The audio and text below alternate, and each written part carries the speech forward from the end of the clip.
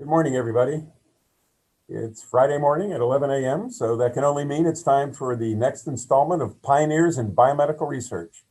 Before the introduction of today's speaker, I want to remind people about next week's talk. On Friday, December 11th, Dr. Baljeet Kak from UCLA will be speaking about cells that tile your brain, astrocyte contributions to neural circuits and disease. And Dr. Kak's seminar will be the final presentation in the PBR series for 2020, and then we'll resume again mid-January with the remainder of the series. So at this point, it is my great pleasure to introduce our own pioneer, Dr. Jenny Munson, who will introduce today's speaker, Dr. Kristin Swanson. Jenny, take it away. Hi, Mike. For some reason, I can't start my video. I think it needs to be started. So. Well, we can hear you okay anyway. Okay, great. So it's my pleasure to introduce Dr. Kristin Swanson today, and she is the Vasek and Anna Maria Polak Professor in Cancer Research at the Mayo Clinic, Phoenix. And there she directs the Mathematical Oncology Lab. She's also a professor and vice chair of neurosurgery and a professor of radiation oncology at the Mayo Clinic. Oh, now I can start my video. Dr. Swanson received her bachelor's from Tulane University in mathematics, which is also my alma mater. And she received her Ph.D. in mathematical biology from the University of Washington, after which she did a postdoctoral research fellowship at the University of California, San Francisco, before becoming a faculty back at the University of Washington. She has many funding awards from the Ivy Foundation, the NIH, and the NSF, and has been heavily involved in the physical science oncology centers and network that was developed at the NIH about a decade ago. And that's actually where I first saw her present her work when I had just started as a faculty and actually went to the NIH for one of these meetings. And I just found it absolutely fascinating that we could use math to better treat patients, as she'll talk about today. As such, she runs numerous clinical trials and works closely with physicians, including oncologists, surgeons, and other scientists. She serves on a number of advisory committees to the NIH and NCI in brain cancer treatment, and really a focus on how we can better predict therapies for patients and plan therapies for patients, and really towards this translational approach. She's also been recognized nationally and internationally for her work. She's appeared on Bill Nye's most recent show, Bill Nye Saves the World, and she was recently named a unicorn doctor by Phoenix Magazine because of her innovation and work. She's also has a prolific mentorship record. She's mentored so many PhD students as well as undergraduates and high school students, and has been recognized for her efforts in mentorship and in diversity and inclusion across her research career, in addition to her awesome research. So I'm really excited to have her present today on sex, drugs, and radiomics and brain cancer, which is one of the best titles I've heard for a talk. And so I'll join you, or ask you all to join me in welcoming Dr. Kristin Swanson.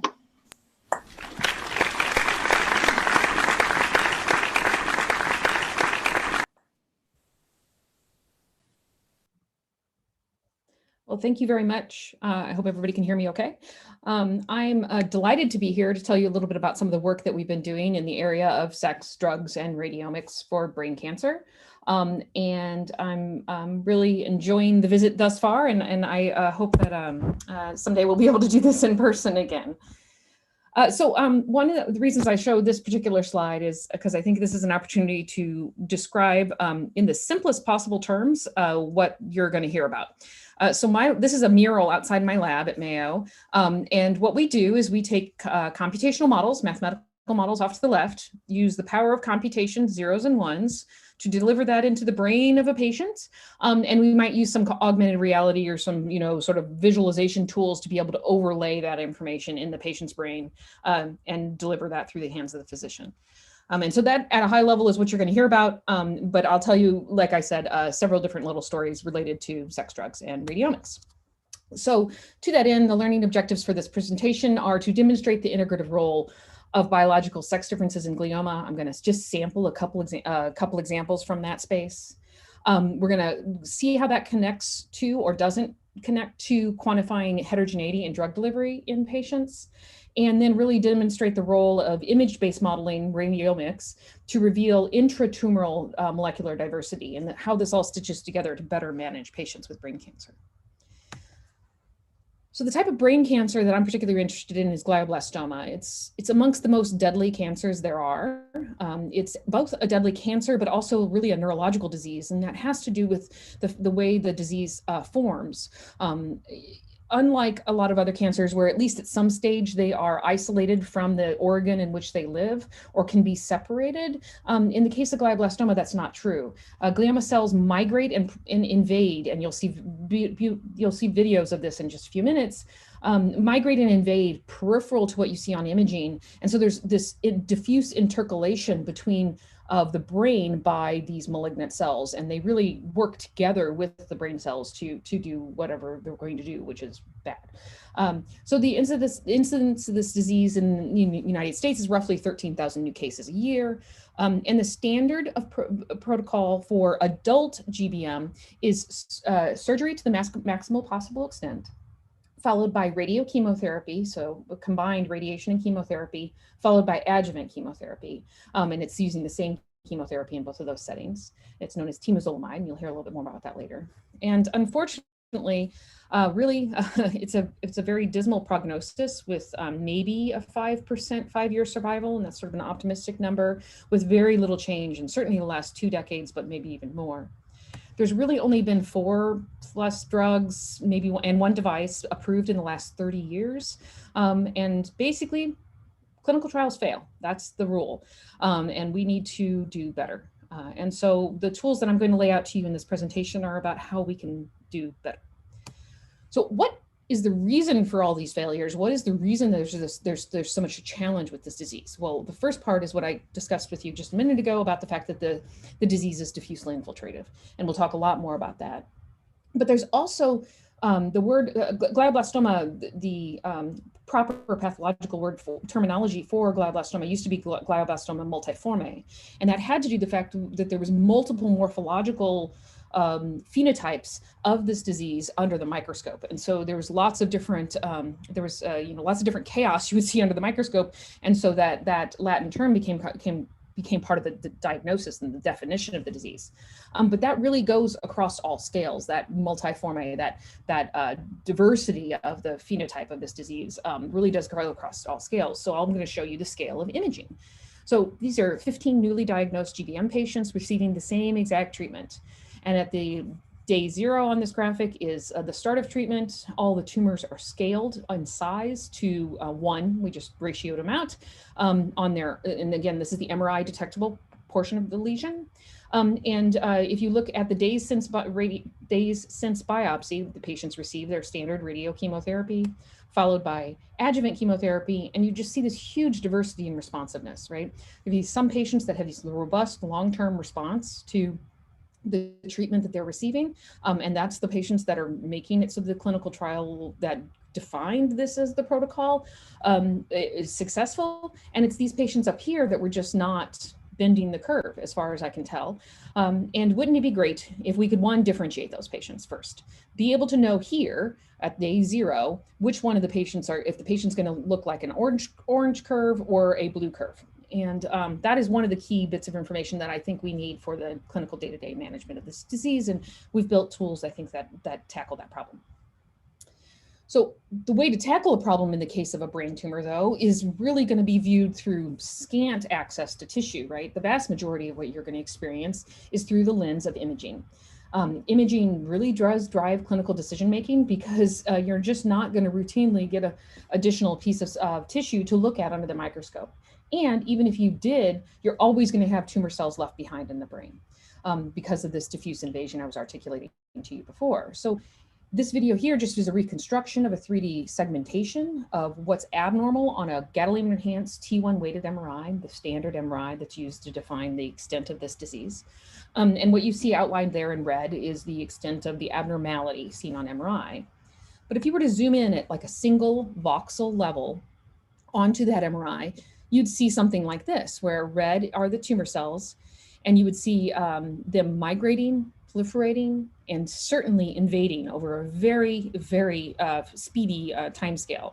So in one day, these individual tumor cells are migrating more than one cell diameter, many cell diameters away from where they began.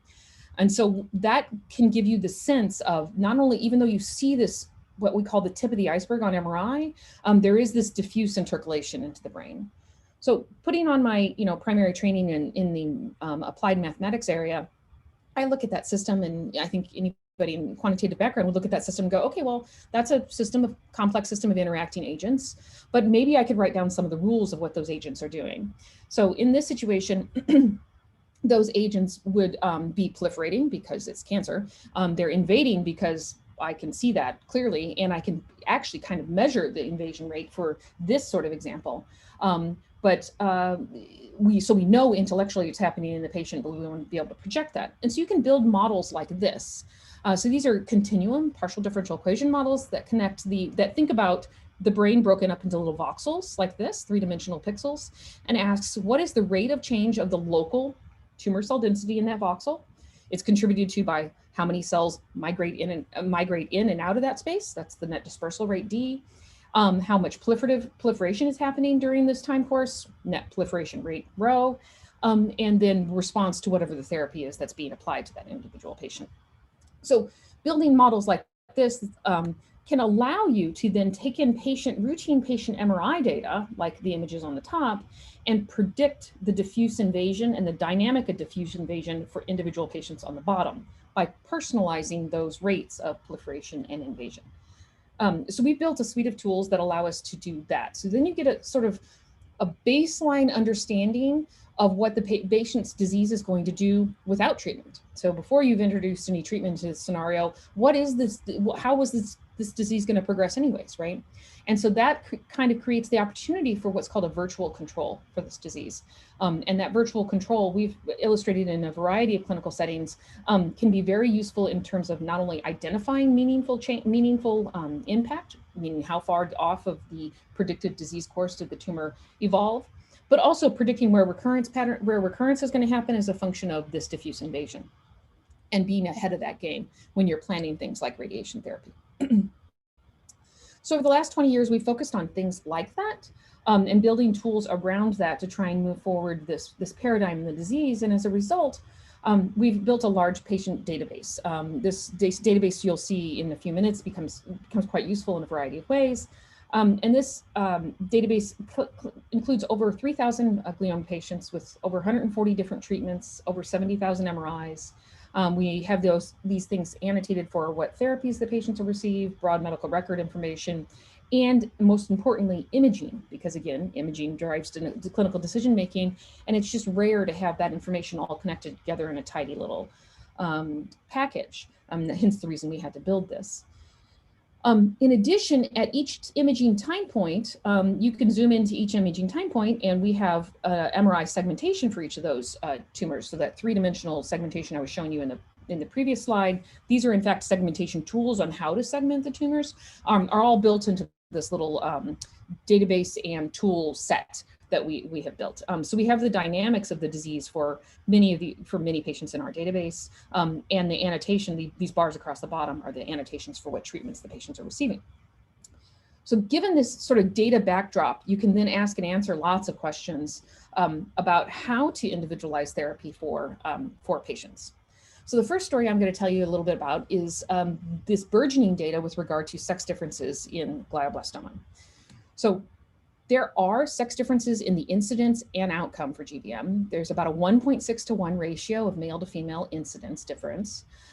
Further, this is just a subcohort of homogeneously treated subcohort in my own database, but there's multiple graphics just like this to the right, which does indicate a survival difference between males and females, with females tending to do better. Another reference is this Ostrom 2019. They have that has a similar presentation for an Ohio cohort of patients.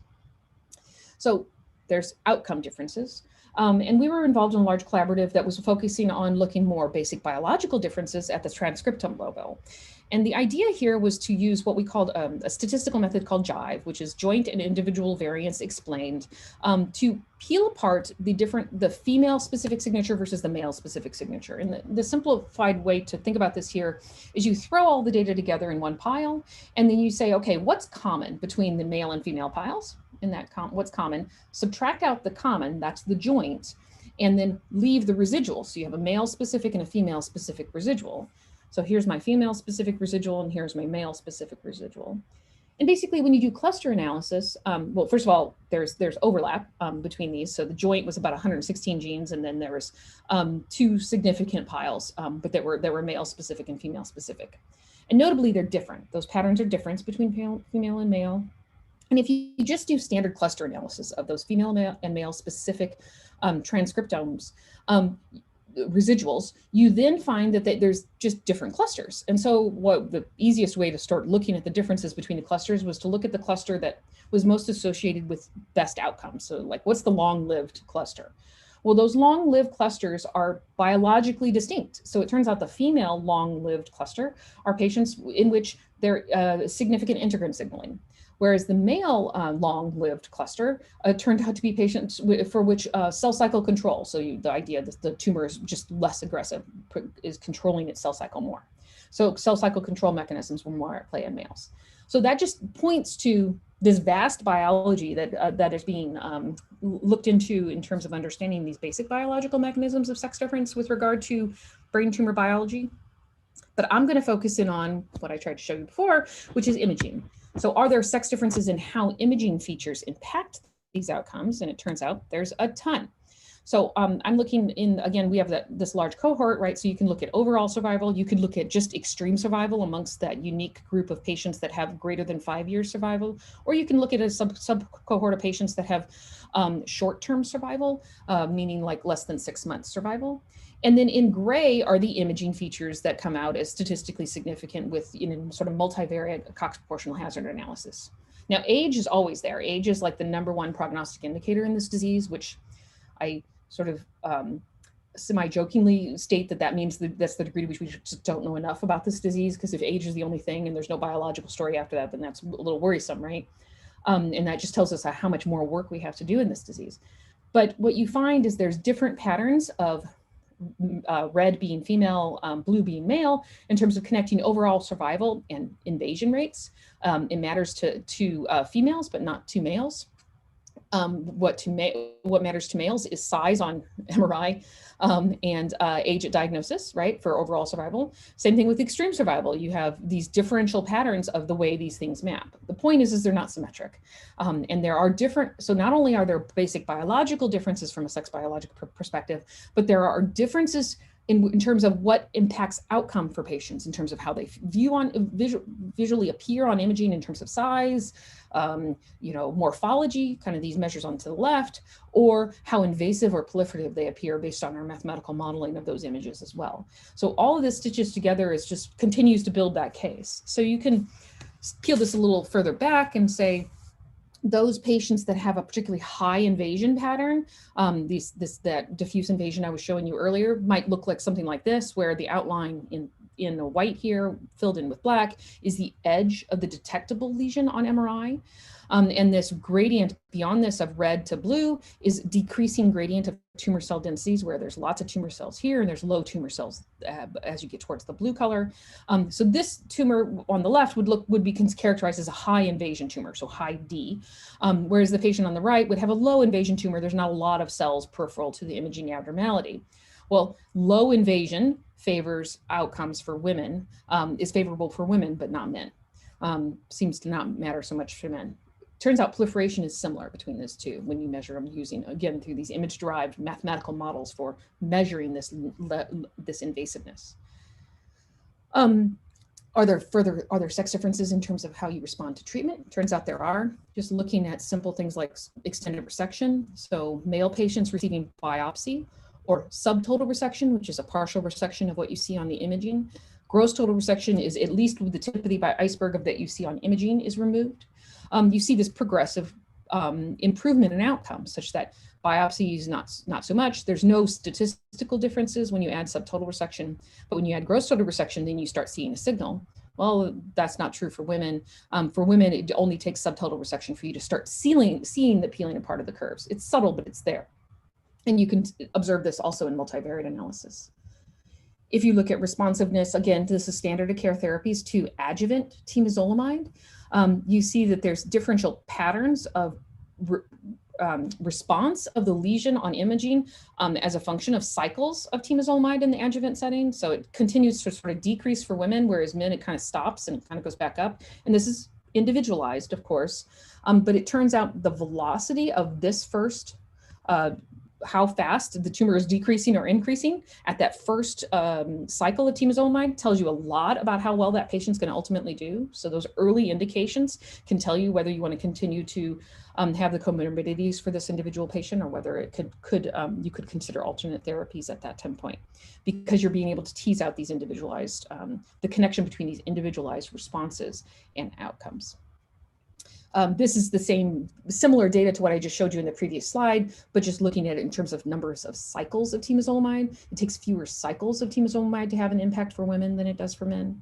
And these are all kind of related together. And so even in multivariate analysis, smaller extent of surgery and temozolomide in general is more beneficial for females than males.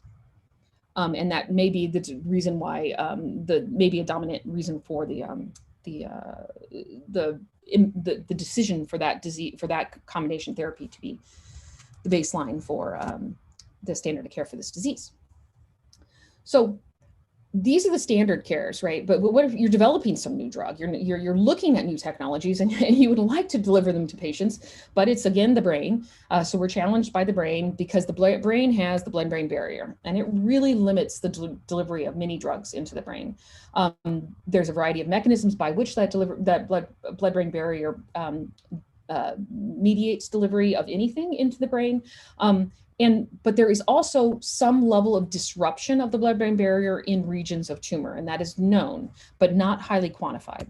So we have a center grant, a U54, in this PSOC network that it really focuses on this with colleagues at MIT and Mayo Rochester, and then at the Dana-Farber, that focus on understanding how we can connect inhomogeneity of drug access in the context of brain tumors to our understanding of blood-brain barrier permeability. So the axis I'm showing you here is basically different drugs that have different degrees of permeability, right? Osimertinib, Keppra. The Keppra is an anti-epileptic. It better get in the brain.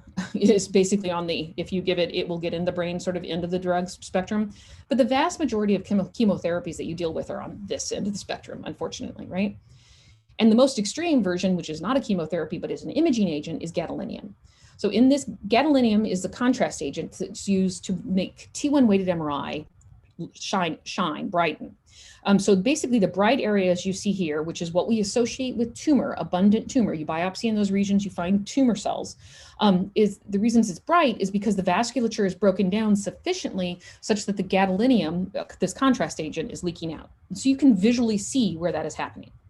So you expect for drugs like this, there must be getting in where that gadolinium is getting in.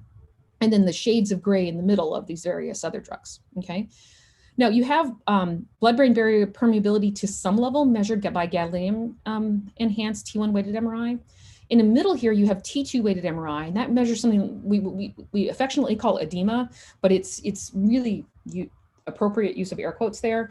There is water that is detected by T2 weighted MRI, extracellular fluid that is really being attenuated here, and that's the signal that you're seeing here. And how that relates to drug delivery is really not known. And so I'll tell you a little bit more about that in just a few minutes. And then this visual on the right is those same example patients that I showed you on the previous slide. One having a not very invasive tumor, which we call nodular. They're highly proliferative tumor relative to how invasive they are. They're not very invasive relative to how proliferative they are. Same thing with this patient on the bottom, has a low invasion, low net proliferation rate, low rho, but a high D, high invasion rate. And so they have this diffuse invasion that you see, that you see in this picture here, okay? So how would you overlay the complexity of, we think drug gets in here, we don't know about what this sort of physiology says about drug delivery, and tumor cells are kind of dispersed all over. So how do you fuse that all together when you're introducing some new therapeutic into even a clinical trial? So I'll try and break this down a little bit. So let's start with the same example of this diffuse tumor. Start at the very center of the cystic core right here, and draw a line radially outward. And as you go out from the central necrosis cyst to the gadolinium enhanced bright region you see here, followed by the edematous region you see out here, followed by the gradient that you see beyond that, this is the experience of tumor cell density that you might get across that, radial expansion. Outside of this, again, draw a line from the center here all the way out. That's basically this colored curve here. And that colored curve, it represents the overall glioma tumor cell densities, this gradient of diffuse invasion that you see in the disease. Now, overlaying on these imaging modalities, we have a hypothesis of what we think drugs would do. So if you had a drug that's blood-brain barrier penetrant, it's going to do a great job at getting in, like this Keppra, like these anti-epileptics. They're going to get it great in the normal brain because the brain is brilliant at being efficient in terms of perfusion, right? So you expect there to be drug there. We could imagine that in the tumor region that it could be hampered because those vessels are not particularly well perfused. They're kind of chaotic. So that you could imagine there could be some sort of competing influences in these regions, the yellow and the orange regions. And so that's one hypothesis for the blood-brain barrier penetrant drugs. The impenetrant drugs, we do not expect to get anything in out here in the normal brain because the blood-brain barrier is doing its job. Whereas in the middle, you might see similar patterns that you see for blood-brain barrier penetrant drugs and maybe some measure in the middle. This was complete hypothesis when we generated. This is literally the figure out of the grant of the hypothesis that we had. Turns out it's only kind of true. So the way we've tested that is to look at a phase 0 clinical trial of looking at comparing two drugs. These two drugs are not therapeutic drugs from the tumor perspective, but they're used in the context of surgery routinely. So cefazolin is an antibiotic and levetiracetam is a anti-epileptic, so Keppra. So those two drugs are introduced to the patient just prior to surgery. One is a low blood-brain barrier penetrance drug, the antibiotic, and the levetiracetam is a high blood-brain barrier penetrance drug. We collect parametric MRI on these patients, and we collect image localized biopsies, as well as peripheral blood on patients. And then using mass spec, we quantify the abundance of drug in not only the brain samples, but in the peripheral blood. And I'm just going to quickly go past this, but you see a pattern such that there's more drug in the T1 GAD, there's less in the T2 and less in the normal brain for the impenetrant drug, which is consistent with the pattern we saw before.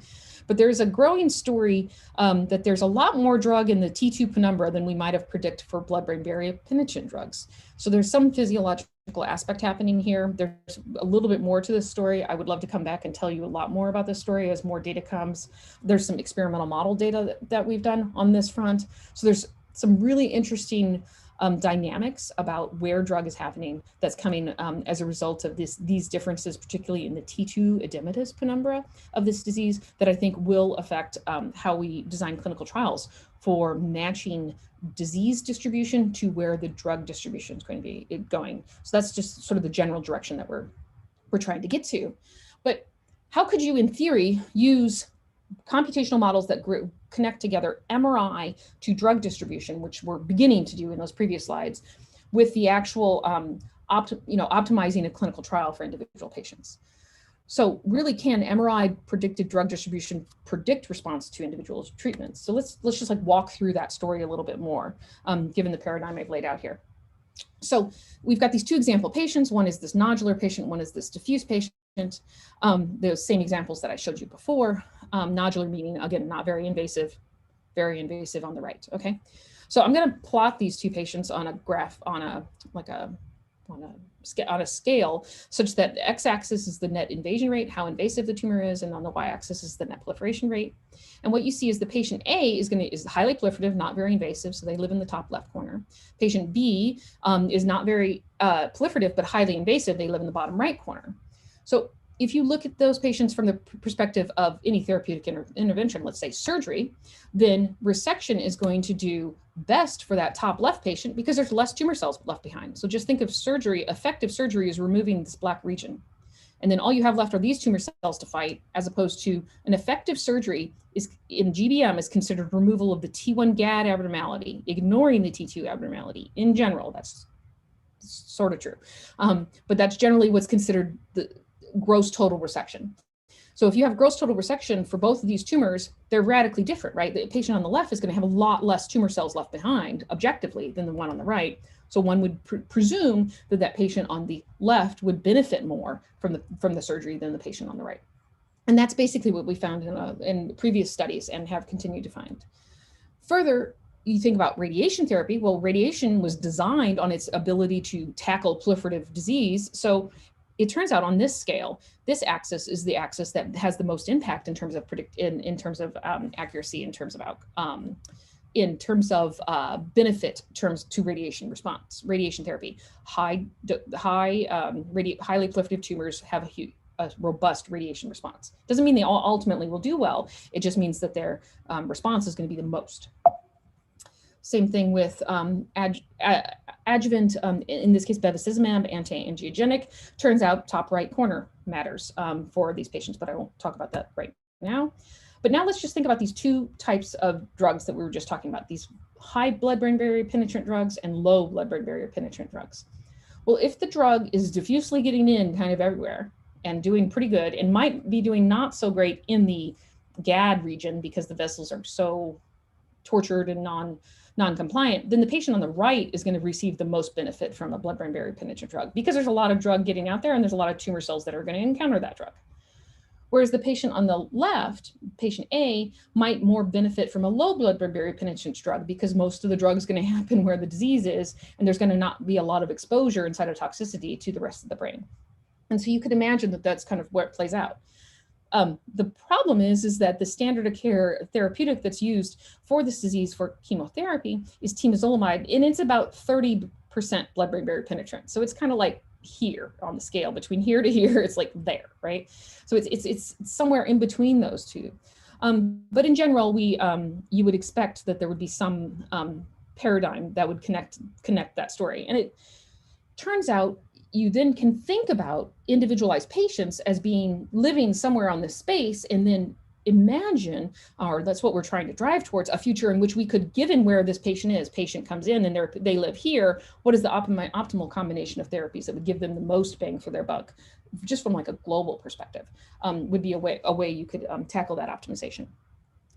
So to focus in on just the specific example of temozolomide, we'll look at the degree to which there's fewer invaded tumor cells versus highly invaded tumor, and a drug like temozolomide, which is relatively blood-brain barrier impenetrant.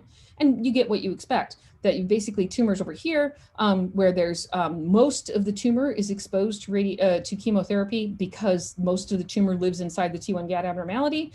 Patients that are more nodular have a better response to temozolomide than patients that are more diffuse, where there's a lot of blood-brain barrier protection and a lot of tumor cells out there hiding under that blood-brain barrier protection for which the drug cannot access.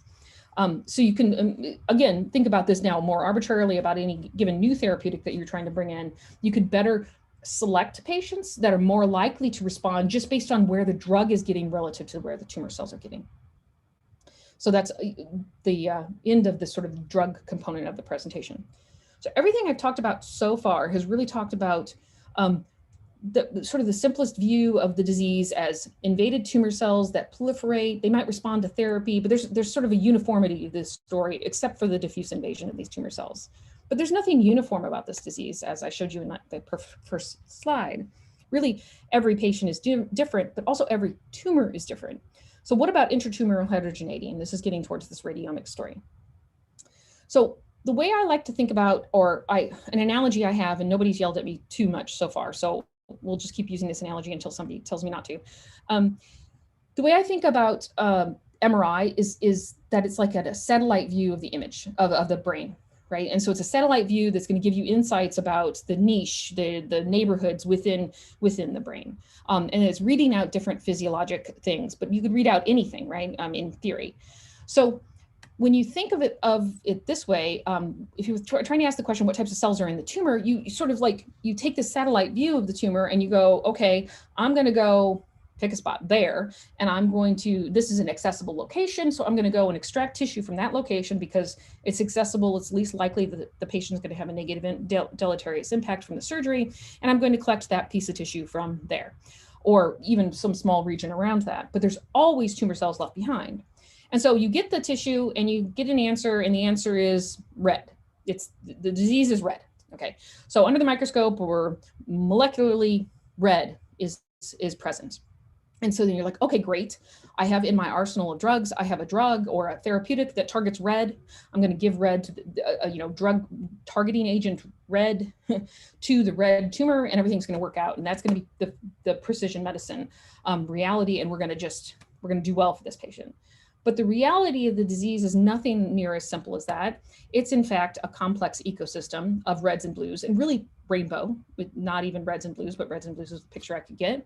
And that complex ecosystem is evolving over time, right? So with that complexity, we have to have views onto the disease that grapple with that complexity, that observe that complexity, that can characterize that complexity as you're trying to manage the individual patient. And so that's where the imaging and what I hope to be the future of precision medicine comes in, is using imaging in this way to navigate. And so let me explain how we do that. So we have a series of protocols and a large collaborative across multiple institutions that collect image localized biopsies. And so what I'm rolling through here is just scrolling through the brain and reconstructing the three-dimensional abnormality of red being gadolinium enhanced T1 weighted MRI, cyan or blue being the T2 weighted edematous penumbra around that we've talked about before. And there's other imaging modalities, but I'm only showing you these simplistic ones, anatomical images for simplicity here. Now, this particular patient was seen in the community with this particular image. And then the patient came to our care, didn't come to our care for several days. Not really sure why, but 17 days later, the patient shows up and the disease has really grown, right? Even in that very short period of time. So the patient goes to the OR and there's biopsies collected, and those biopsies are image localized across the diversity of the brain and the specimen that's being, the tumor that's being removed. So as they're removing tumor, they're collecting these diverse specimens across, and we're annotating where those specimens are being collected from. So this is another visualization of that. So every patient has these multi-parametric MRIs of different kind of sequences. We have routine anatomical that I've talked a little bit about, T1 GAD and T2. You have perfusion imaging, you have diffusion imaging, et cetera. Right? So you have all of these different views onto the disease. But then you have these individualized biopsies, and these biopsies tell you different things. So if you biopsy across these three things, you could ask, well, how many different tumor cells are in each of those biopsies, right? And could I build a statistical, like an AI model that fuses together going, well, at this location, there was, it was bright on T1 GAD, it was dark on T2, it was, 37 on perfusion, it was whatever the numbers are, right? Or it was bumpy on diffusion, right? You could characterize in a high dimensional way, like the imaging features, the textures, the nuance of the intensity variation, all of that into a very long vector, and try and learn statistically through machine learning how to predict that, oh, at this location, there's lots of tumor cells, and at this location, there's not. Or that at this location, there's a lot of T cells, and at this location there's not, whatever that pattern is. And so that's the rubric behind which we have this spatially resolved radiomics approach. But just to give you one little insight into that is, even if you just zoom in on a T2 weighted region, turns out the sex differences prevail. There are differences in the abundance of tumor cells as a function of imaging. So just you thought you got away from the sex differences story. Nope, it's everywhere. Once you look, you can't unlook, and it is absolutely everywhere. And if you're not seeing it, it would be a complete shock to me at this point, because every time we look for a sex difference in these ways, we find them. So the tool set, again, just to recapitulate what I've described, is you collect these image localized biopsies, you have these different multi-parametric types of MRI, and you read out some biological thing. It could be microglia, it could be macrophages, it could be T cells, it could be tumor cells, it could be whatever you can read out, right? And some of these readouts, not all of these readouts, will have a statistical and machine learning model that you have sufficient data to predict on. The hypothesis there is that the imaging, the physics of the the biophysics of the microenvironment are going to manifest themselves in certain ways as a function of whatever biology is playing out there. And if that shows up on MRI at some level, then you can detect a pattern. And if it doesn't show up on MRI, then you're not going to detect a pattern. So you're not going to be able to do it for everything, but you're going to do it for a lot of things, it turns out. So again, reiterating the fact that sex still matters. It turns out if you try and fuse these multimodal MRIs together, they're radically different. The correlations between the intensities within patients and males and females, those have different patterns. And it turns out if you try and build statistical AI models for, let's say, where is EGFR amplified in the tumor, or where is PDGFR amplified in the tumor, or where is PTEN amplified in the tumor, again, you predicting that using these image localized biopsies that have had exome sequencing where you can characterize their heterogeneity in PDGFR amplification or whatever. You find the statistical patterns that connect the abundance of EGFR amplification to any of these imaging sequences is different between males and females, such that you build these models, if you build them combined, purple is combined, meaning agnostic to sex, your accuracy is lower consistently. You have to really have sex-specific models to have significantly improved accuracy. So again, sex still matters even when you're looking at imaging of the brain, and more specifically, how the physiology of the disease or the biology of the disease manifests on MRI has a different mapping for males and females, is the data that is what our data at least suggests. So getting back to the pragmatics, how do you even use this information? So you've got regional response is like a typical problem of this disease, right? There's heterogeneity everywhere. There's heterogeneity and some patients respond, some patients don't. But there's also some regions respond and some regions don't. So I'll give you an example here. Prior to treatment, here's an image. Here's sort of the outline of the extent of abnormality on the T2 weighted image. Here's the T2 weighted image below and the T1 GAD above. You introduce a targeted therapy, in this case, erlotinib, and this that targets EGFR. And you see that there are some regions, red arrow, that seem to decrease in size. And then there are other regions that robustly grow. Why is that progression heterogeneity there? So what we did, these patients were never seen by our image localized biopsies. These patients were actually well prior to that because they were on this early clinical trial in EGFR. And those patients we had in our database that I was referring to earlier. And then separately, we had built these radiomics models that say, given you an MRI, I can predict where EGFR is amplified. So we just overlaid the prediction of where EGFR was amplified into these patients. And what we found is where we predicted the EGFR amplification to be is the region in which there was tumor response, and where we didn't predict there to be EGFR to be present, and therefore drug not being effective at target, then the tumor progressed. And so you see this non-amplified region, the region that was predicted to not be hit by target, you get this response. So lastly, you can think of this in more recent clinical trials. So this is a cohort of clinical trials that still targeted EGFR. And I just chose 3 patients out of it, and they're dynamically different. So I've outlined with a red outline in a black hole. You'll see why in just a minute. This tumor, this is prior, the top row is prior to treatment, and then the bottom row is 3 months into treatment. And then you see this second, so the first patient is to the left is, first region is to the left is progresses. The next is stable in size during the treatment, during those 3 months, and another is significantly decreases in size. And it turns out we think we could have predicted that beforehand, because using our radiomics models for predicting where EGFR is amplified, this patient was the one that we predicted to have a lot of this abundant target present, whereas this left patient had none of that target present. So we could maybe, we're working on this, predict who would have responded. Again, so this goes to designing clinical trials such that beforehand you have some insight into the microenvironment of the disease that you could use to navigate, or even just cohort patients in clinical trial setting. So, and you can't talk about the current state of the disease without these last couple slides on the focus on immunotherapies. So you can't open a newspaper without hearing about immunotherapies in any cancer, but in particular GBM as well. So the problem with this treatment strategy in the brain is that, again, like I've said all along, we rely so much on imaging to tell us what's going on with this disease, but imaging kind of fibs to us in this context. So at month 0, these numbers here are in months. At month 0, patient comes in with what appears to be progression. So patient is introduced onto immunotherapy. And in that first 7 months, that their imaging is objectively getting worse, right? And this is a very scary time for the patient and the physician trying to figure out, should we change course? Should we do something different? Is this failing? We don't know.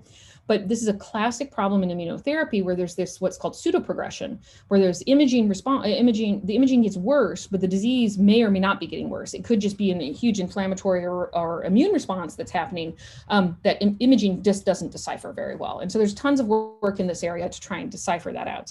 And then you have this, then ultimately, you reach a peak and then a slow regression out without a change in therapy. So there's no change in therapy in this individual patient. So one of the real profound challenges in this disease is that because of this pattern of pseudoprogression in that first 6 to 9 month window, the response assessment for neuro-oncology criteria for imaging it suggests that you should not change course kind of no matter what for those first 6 months. Not totally no matter what, but basically 6 months is the first real imaging time point that you should consider objectively different enough that you could say the tumor is still progressing. In this case, the patient was still progressing from an imaging standpoint. So there's this problem where this lag time where you have to wait 6 months to see if it actually did anything for a patient in a recurrent GBM patient typically lives 4 to 6 months. So you're once you've put them on this therapy, you can't really make any other decisions, right? You're just kind of stuck with that decision, and it's very complicated to manage clinically, right? So what we've done is now apply those same tools that I just laid out to you in terms of EGFR. We applied those same tools to read out, what if I could tell you where the T cells are in like a dendritic cell vaccine, where I expect a T cell response? This is what I'm expecting to see. But I can't tell if there's one happening because all I get is this white blob, right, that's evolving, right? I don't have these honed in imaging biomarkers to be able to solve it. I don't have a perfect PET biomarker to tell me the answer. So here's 2 example patients from a dendritic cell vaccine trial that contained 20 patients, and I'll show you more on them in a second. The color code is low to high abundance of Radiomics model predicted T cell distribution. So this tumor in the top left, the outline is the edge of the abnormality on T2 weighted MRI. The abnormality seems to get smaller over the first 2 months, not 6 months, 2 months of treatment. So that could be a good thing, could be a bad thing, but you see the abundance of it certainly doesn't indicate a huge immune response, right? But you see this abundance of signal associated with T cells, predicted to be T cells, again, using these image localized biopsies and predicting where we expect CD3 RNA-seq signatures to be high, goes down. And so you're like, okay, well, this patient's image kind of looks better, but they only live 5 months on this phase of the trial. And you're like, okay, well, I'm not sure. And that's objectively where the physician leads on this are. They're just not sure how to interpret this, right? Whereas you have this other complete different patient where they started off kind of low, but they definitely get more of the CD3 enrichment, predicted regions enrichment. And the tumor is at best stable for those first 2 months. And it turns out if you look just at those first 2 months of treatment, so the first image prior to the start of immunotherapy, not waiting 6 months, but immediately take another image, the first 2 month follow-up, typical 2 month follow-up time point, and you look at that image and you ask whether the CD3 goes up or down, it turns out, at least in this trial, if it went up, then you're getting some sort of immune response, kind of doesn't matter what the rest of the MRI is doing, you're getting an immune response, and therefore that's going to be helpful to the patient and in terms of outcomes. And that's basically what this story here says. There's lots more to do in this space, but this is the sort of the direction that we're pursuing. So if expansion of the CD3 positive regions, then we saw improved outcomes. So taking that like pile of information all together, what's the goals? Which I think I pivoted back to several times, but let me just like kind of encapsulate it. My dream is like encapsulating all of these tools into a set of, apps that allow easy accessibility and easy translation. So you could have a patient where you've segmented their MRI automatically because you have this huge repository of these 70,000 images. So you can deep learn that, and you can automate the segmentation. So now you've got this 3-dimensional abnormality segmented. You have your mathematical model that tells you the untreated virtual control. That's this dashed line of what the tumor was going to do without treatment. You could simulate what this temporal lobectomy is going to look like in this patient. You can simulate what the predicted radiation response was going to be for that individual patient because you have these model parameters tuned for this individual patient. And you could know ahead of time what at least the standard's going to do, right? And if you knew that, then how do you synergize that and build clinical trials about synergizing that strategy with other strategies, or tweak the strategy, change your surgical intervention, change your radiation therapy intervention, and being able to proactively play those out with reasonable certainty in the individual cases to have a more proactive way to individualize care in these patients. And that's sort of the holy grail of our goals here. So of course, I have to thank everybody that is willing to help pay for these efforts. We're very grateful to all that work. And of course, all the people that do all the hard work. This is the lab. And I'm happy to take any questions.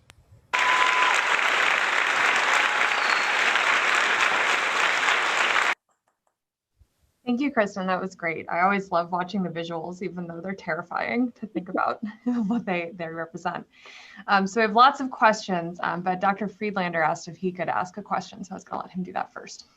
Thanks, Jenny. Kristin, that was just fantastically informative. Thank you. I got hung up early in your slides on that phenomenal movie of watching those cells, moving around from the tumor. And I was thinking about it as you went through the next stages. And what kept coming back to me is I looked at the little individual cells and groups of cells moving. You see all this kind of proliferation, of course, the thing growing and things moving what appear to be randomly. But then you see occasionally these individual proliferative cells that look like they're on a mission. I mean, a vector with very little variance, right, just taken off. And so in the context of a lot of things you said at the end about the environment, the immune response, et cetera, is there a way experimentally or clinically, as it may be, to actually get a handle on those, I'll call them pioneers or leader cells, whatever they are, those proliferative cells, as to what it is that might be different about their environment? Or is it strictly intrinsic in terms of their capacity to do that and be highly proliferative at the time? I think there's definitely true that there are pioneer cells that have a mission in life, and they're going to go, their mission is to go over there, down the street and around the corner, right? And I think that's definitely true. I think there's some interesting work about both Michelle Manji and her work about how, I mentioned this early on, how tumors interact with the normal brain network, and everything about the brain is network, right? So Frank Winkler's group also has all this really interesting work about the network biology of the disease, about the connectedness where you could kill a cell here and the network knows about it, and therefore they add a daughter cell over here and it runs over and fills that blank, right? And so there's, I think, a network effect that is not incorporated in these models. I think these models, like that first models that I was presenting to you, do assume a mass that's not talking to each other. But I think if you add this layer of network effect, you would be able to tease out these stories more from a computational perspective.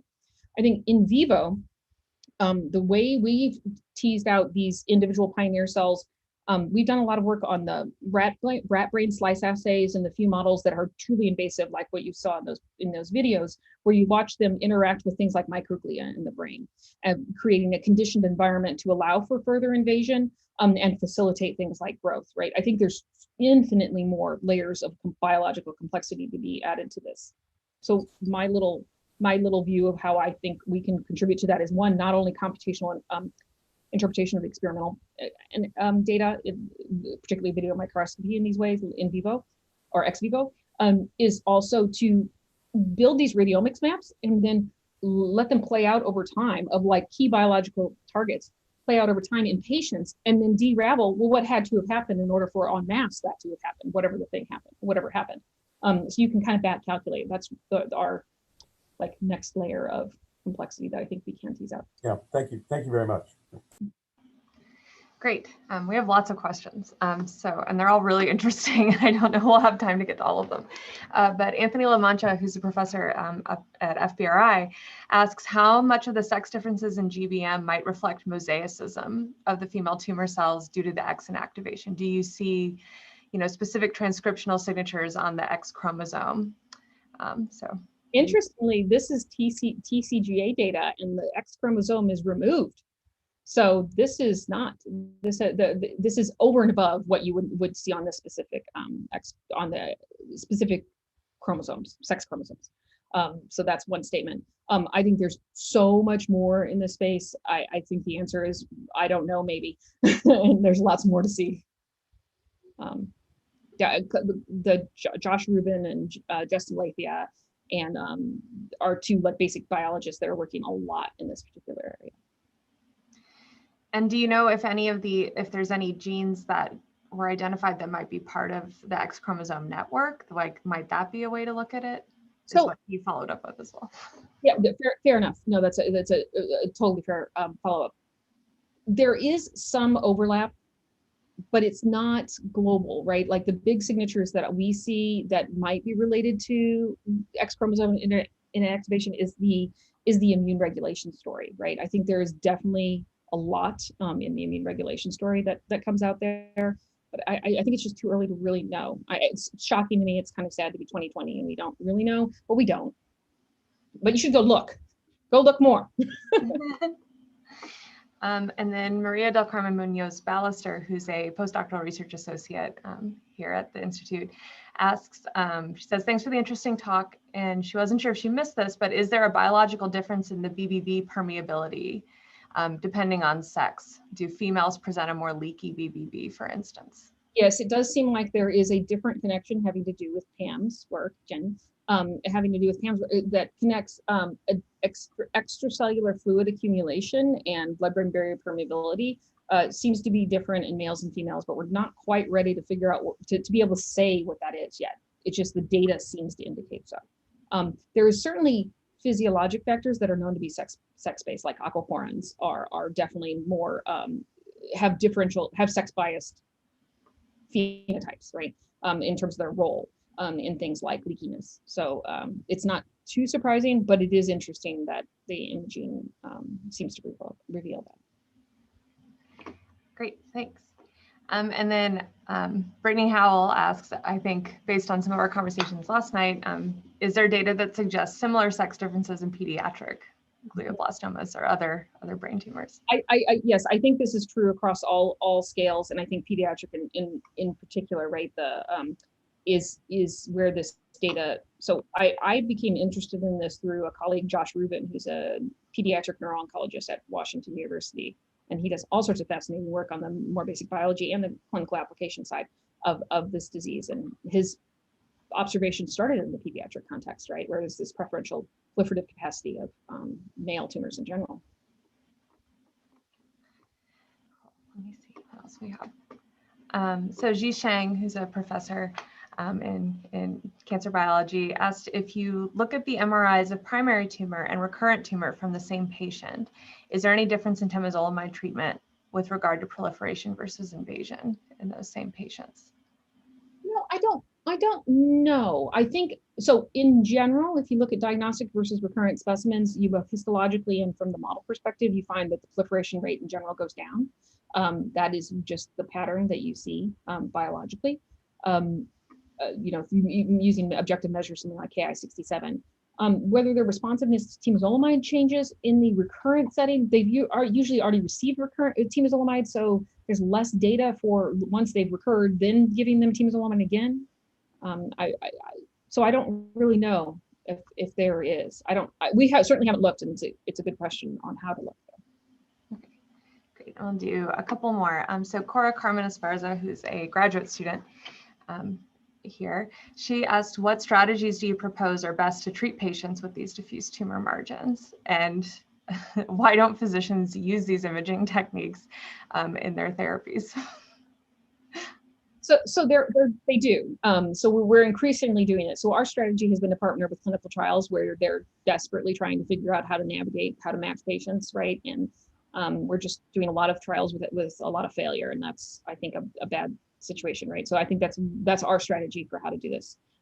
So the question is, what strategy to treat patients with diffuse tumor margins? Okay, with diffuse tumor margins, of course, is we would really like to have blood-brain barrier permeable drugs. There's just very few of them, right? So this is a good situation where you say you have drugs like that. Let's go ahead and prioritize these types of patients to that. Number one.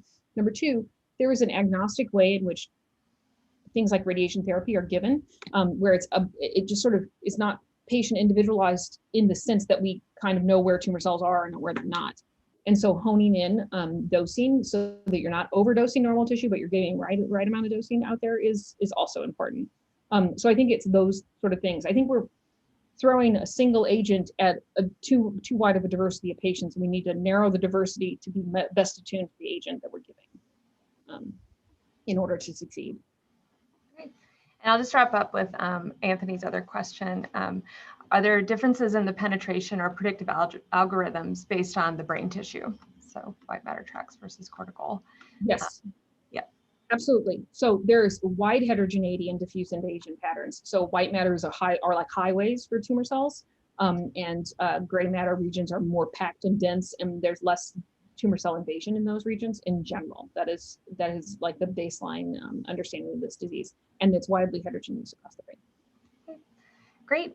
Are there any other questions over there? I think you can see them too that you wanted to ask, or we can wrap up with time. Have you seen any in vitro models for your differential analysis of gender, disease grade, et cetera, the benefits of in vitro models, they are amenable for manipulation and modifications? Yeah, so the experimental models that we focused on are these, there's a PDGF driven model and an EGFR driven model that are retrovirally driven or virally driven that infect the normal brain, and then or if you might have like a p53 deletion in the background or something like that, to create these morphologies that are very consistent with primary brain tumors, human primary brain tumors. So we've done a lot of work in that space, but I just didn't present any of it here. And that's mostly work with Peter Canal up at Columbia. Okay, great. All right, so I think we'll wrap up. Thanks, Kristin, again for the fascinating talk. And yeah, thanks.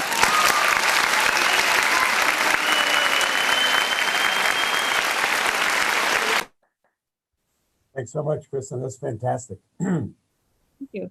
That was fun. It's always painful, talking to a screen, talking to yourself on the screen. Yeah, you did a great job though. It was great. Thanks.